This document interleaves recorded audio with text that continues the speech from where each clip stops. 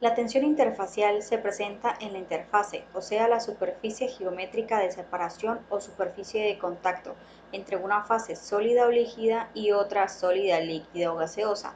Esta se define como la tendencia de un fluido a resistir a la ruptura cuando se somete a una fuerza externa, la cual será vertical a la superficie de contacto y está dirigida hacia el interior de las fases.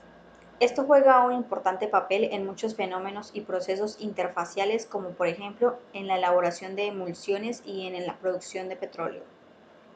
Tensión superficial es un derivado de la tensión interfacial, el contacto entre fases de líquido, gas o sólido. Un ejemplo es el agua y el gas, teniendo las moléculas del líquido juntas y las moléculas del gas dispersas. Para evitar que se mezclen existe esta fuerza superficial. Entonces, si se debe a la atracción entre las partículas de los líquidos con alta tensión superficial no se van a ver atraídos por otros materiales con los que estén en contacto, y los líquidos con baja tensión superficial se ven atraídos por otros materiales y por lo tanto se verán absorbidos por estos.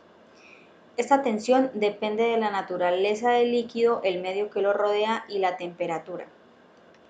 La facilidad con la cual un fluido moja una superficie sólida se denomina mojabilidad, que depende de las tensiones interfaciales y de la viscosidad del fluido. Por esta razón, cuando dos fluidos no miscibles, ejemplo agua de hidrocarburo, entran en contacto con el suelo, el hidrocarburo moja primero la superficie de las partículas debido a su menor tensión interfacial en contacto con el aire y posteriormente es desplazado por el agua.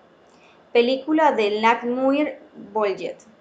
Esta película contiene una o más monocapas de un material orgánico, depositados en la superficie de un líquido sobre un sólido por inmersión del sustrato sólido sobre el líquido.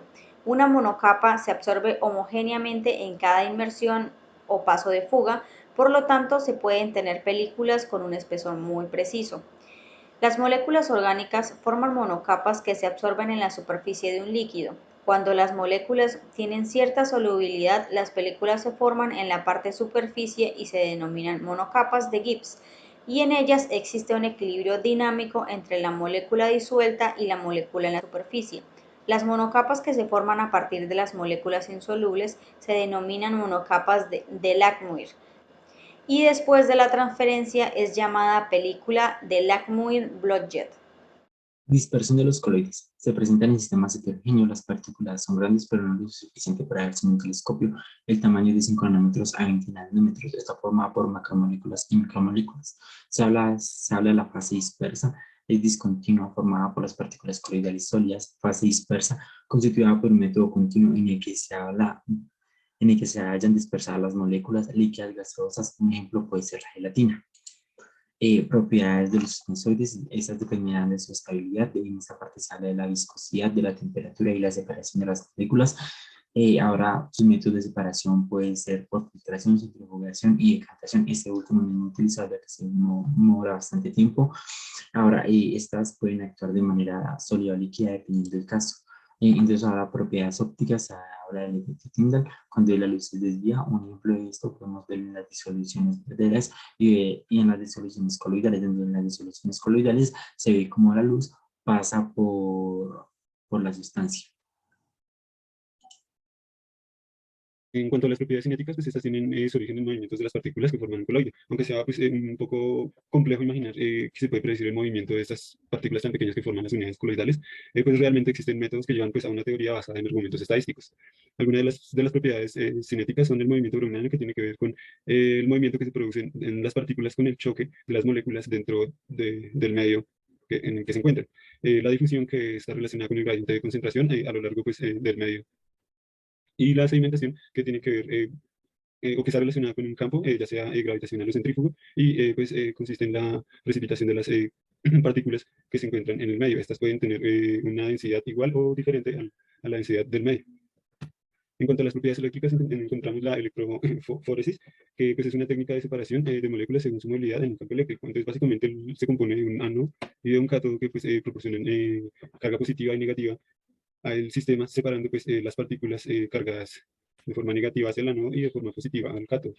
En cuanto a las emulsiones y espumas, una emulsión es una dispersión de dos líquidos inmiscibles entre sí. Esto significa que no se mezclan y tienden a separarse. Las emulsiones pueden ser de diferentes tipos de acuerdo al proceso, las fases o la estabilidad. En cuanto al proceso, hay emulsiones naturales como la leche, la crema y la yema del huevo.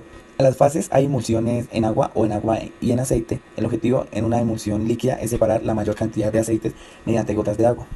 Precipitación de soles. Un sol es un sistema coloidal cuya fase dispersa es sólida y la fase dispersante es líquida. Bueno, y entonces, según la magnitud de la atracción entre las fases, los sólidos se clasifican en liófobos, poca atracción entre la fase dispersa y el medio dispersante, y liófilos, que es la gran atracción entre las fases dispersas y el medio dispersante. Ya para hablar de electroósmosis, esta técnica se lleva a cabo mediante el modelado de pequeños tubos llamados microcanales. La pared de un canal dentro de la tierra o concreto halla iones con carga positiva. La superficie interior está cargada negativamente, la creación de la doble capa eléctrica que hace que el fluido se mueva.